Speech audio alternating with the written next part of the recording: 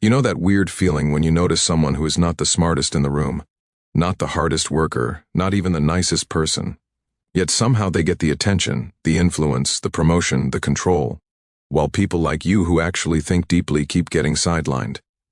If you have ever looked at a situation and thought, how on earth is this person in charge? You are not crazy. You are just bumping into an invisible set of rules most people never get taught. The game of power is not fair, it is not obvious, and it is definitely not designed to reward the most honest or the most kind. Machiavelli understood this centuries ago. He watched rulers rise and fall. He watched alliances form and collapse. And he realized something harsh but true. The world does not run on how things should be. It runs on how people actually are. And people are driven by fear, desire, ego, and insecurity far more than they are driven by logic and morality. Now here is the interesting part. Most people only know the cartoon version of Machiavelli. They think it is all about being ruthless, manipulative, and cold. That is the surface level. That is how amateurs try to use power, and it usually backfires on them. The real value in Machiavelli is much more subtle and much more useful.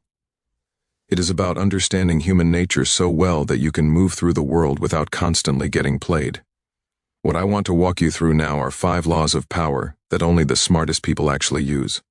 Not because they are hidden in some ancient secret text, but because they require a level of self-awareness and emotional control that most people never develop. If you really absorb these and you start practicing them intentionally, you will notice tiny shifts at first, then bigger ones. People treat you differently. Your opinion carries more weight. You stop feeling like life is just happening to you and start feeling like you have your hands on the steering wheel. So let us start with the first one, because if you miss this, everything else becomes 10 times harder. The first law is this: perception beats reality unless you understand both. Machiavelli watched leaders who did the right thing but looked weak, and they lost power. He also watched leaders who were corrupt but mastered appearances, and they held on longer than anyone expected. That sounds unfair, but think about your own life, in your workplace, in your family, in your friend group. Decisions are not made based on pure facts. They are made based on how those facts are seen, felt, and framed. Most people make one of 2 mistakes here. They either say, I hate fake people. I'm just going to be real and not care what anyone thinks. Or they go the other way and say, I will just try to look good, talk in buzzwords, pretend to be confident, and hope that works. Both paths are weak. The rare smart approach is this. You learn to care deeply about reality and also master perception. You make yourself actually competent, actually prepared, actually useful, and then you learn how to signal that in a way that human beings respond to. Let me make this practical. Imagine you are in a meeting at work, or in a classroom setting, or even a group chat planning something. You know a lot about the topic, but you stay quiet, you mumble, or you speak last when everyone else has already shaped the direction. In your head, you are thinking they should just see that my idea is better.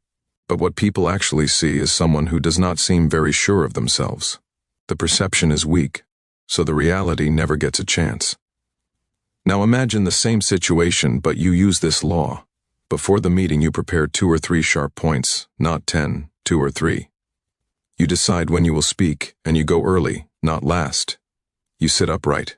You look at the person who has the most influence in the room, and you speak clearly with fewer words than you want to use. You do not ramble. You leave a tiny bit unsaid.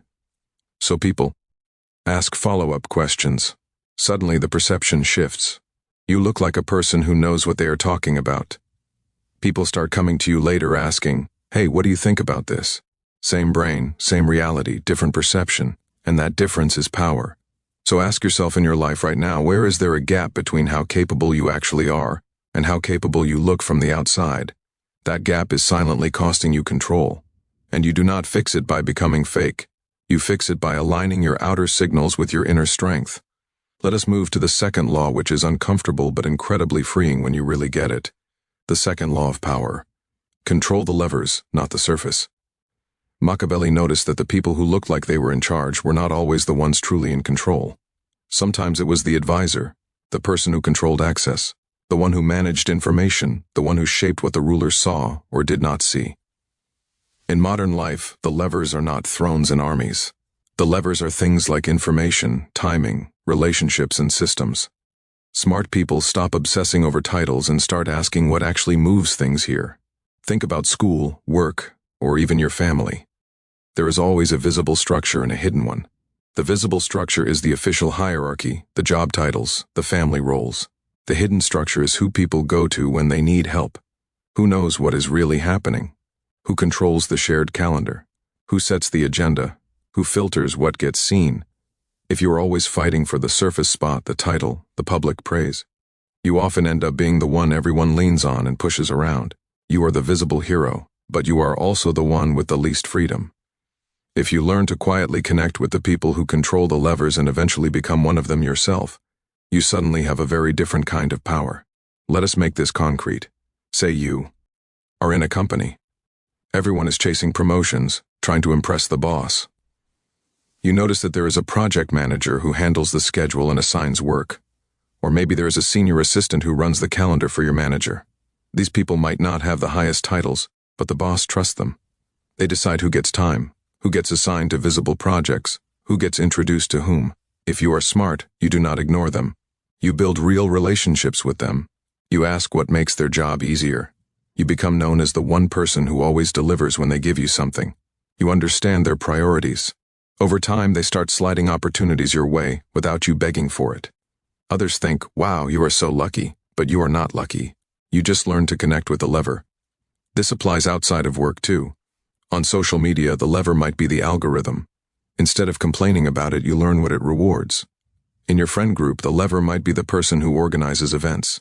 In your family, the lever might be the one who controls money or who everyone goes to for emotional advice. Pause for a second and scan your life. Where are the hidden levers? Who sets the tone? Who filters information? Who decides what gets attention? If you start paying attention to that and positioning yourself closer to those levers, you gain influence even before your outer status changes. Now for the third law, this one is more internal, but it shows up in very practical ways. The third law of power: never be trapped with only one way out. Machiavelli warned rulers to always have options. The moment a leader depended entirely on one ally, one source of income, one method of control, they became vulnerable. All someone had to do was cut off that one source and the ruler was finished. In your life, this shows up as dependency. If your entire emotional stability depends on one person, they have power over you. If your entire career depends on one job, one skill, or one manager liking you, you are not in control. If all your self-esteem is tied to one platform, one number, one identity, you are constantly at risk. This does not mean you have to be cold, detached, or paranoid. It means you quietly build options in the background, so you are never fully at the mercy of one thing. For example, maybe right now your job is your only source of income. That is normal. But the Machiavellian mindset would ask, what can I start learning or building on the side that gives me another path if this job disappears? It might be a skill, a side project, a relationship with people in other companies. You do not need to quit your job and become some dramatic lone wolf. You just stop being completely exposed emotionally. If you cling to one person to feel like you matter, you will tolerate disrespect, unpredictability, and manipulation. You will say yes when you want to say no because deep down you are terrified of losing them. Power begins when you realize I can care deeply about someone and still know that I will survive without them. Then your yes actually means yes instead of please do not leave me. Even socially, think about your identity. Are you the funny one, the smart one, the quiet one, the responsible one? That can become a trap if you feel forced to always be that way. Having more than one way of showing up, more than one circle where you are seen differently gives you freedom. If one environment turns toxic, you are not stuck because you have other places where your value is recognized. Take a moment and ask yourself, where in my life do I feel like if this thing goes away, I am done? That is where you need to slowly and quietly build options. You do not have to announce it. You just begin a course, a new connection, a backup plan, a skill, even just saving a bit of money. Each option you create reduces your desperation, and the less desperate you are, the more power you have. Let us move to the fourth law, which is one of my favorites and also one of the most misunderstood. The fourth law of power. Choose what you reveal and what you leave in the dark. Machiavelli understood that mystery is a tool. If people think they know everything about you, they stop being curious. If they know nothing about you, they do not trust you. The sweet spot is controlled transparency.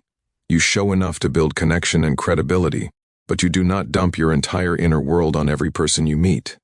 Most people do the opposite. They overshare with people who have not earned it and hide from the people who actually care. Or they try so hard to be mysterious that they just come off as cold, arrogant, or fake. Intelligent power is intentional about what you share. At work, for example, you might be open about your goals, your interests, and your strengths. People know what you want and what you are good at, so they can support or at least understand you.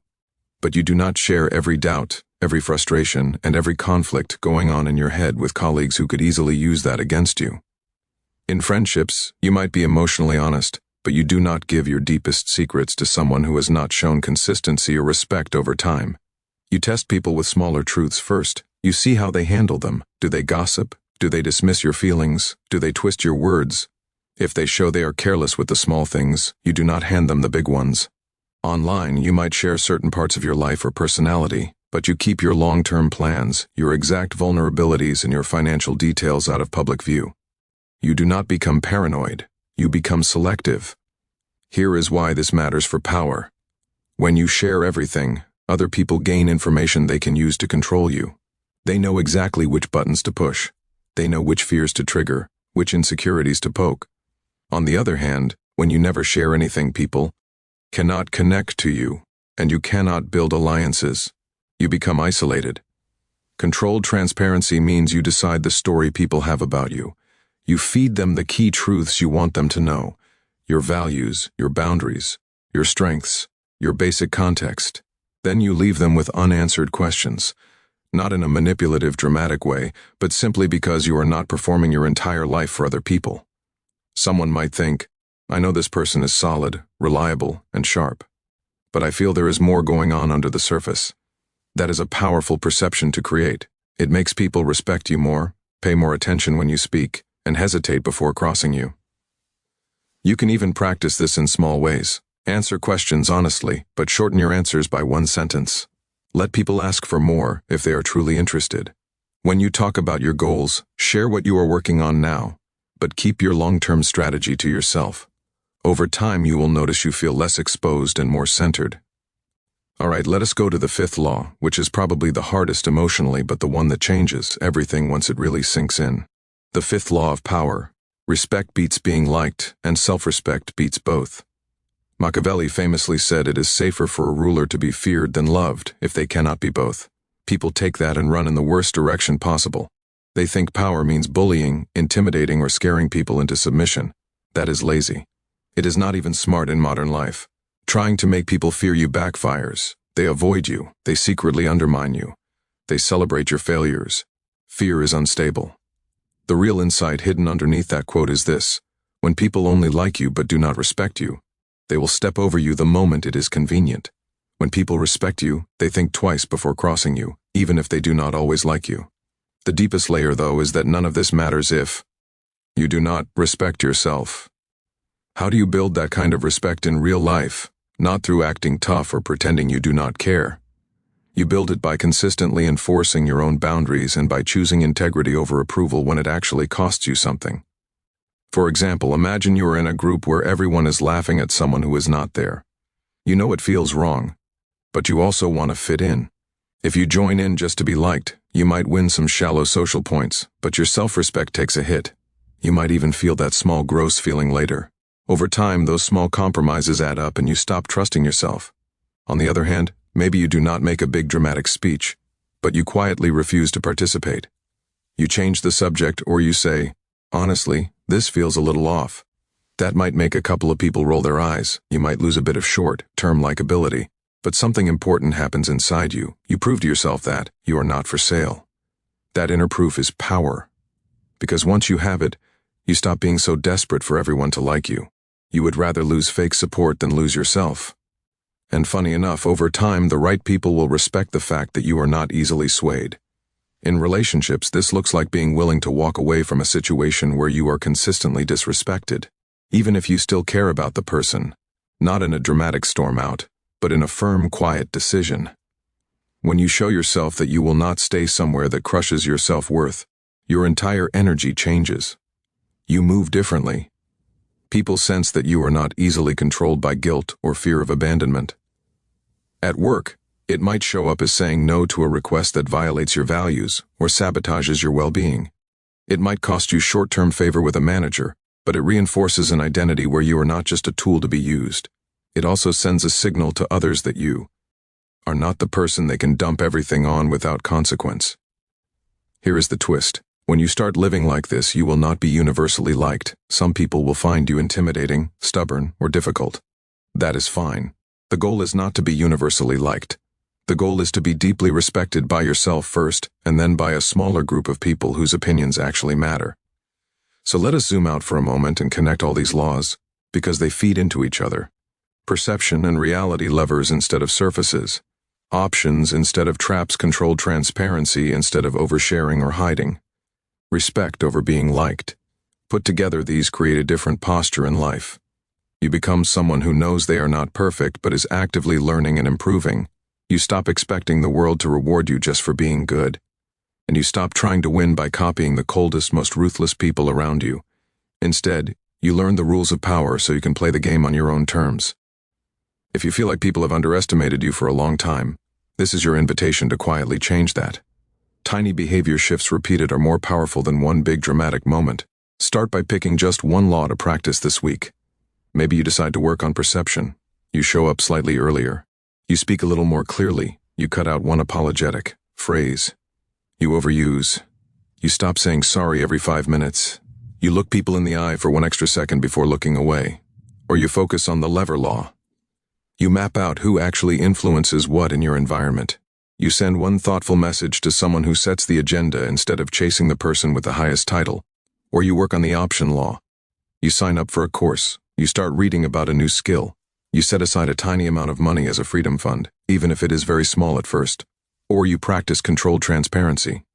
You answer questions honestly, but stop yourself from oversharing when you feel that familiar urge to spill everything just to feel temporarily closer to someone, or you take a small stand for your self-respect. You say no once where you would have said yes in the past just to avoid discomfort. You do something kind for yourself not as a reward but as a baseline. The point is, you do not have to become some extreme version of Machiavelli to benefit from his insights. The smartest people take what is useful and leave what is toxic.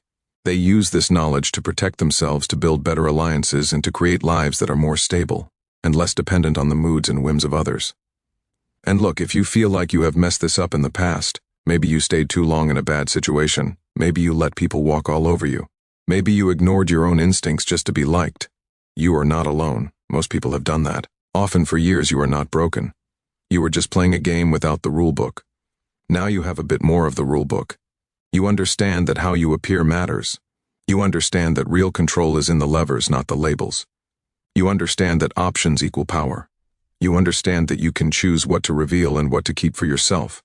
And you understand that self-respect is the foundation on which any lasting power is built.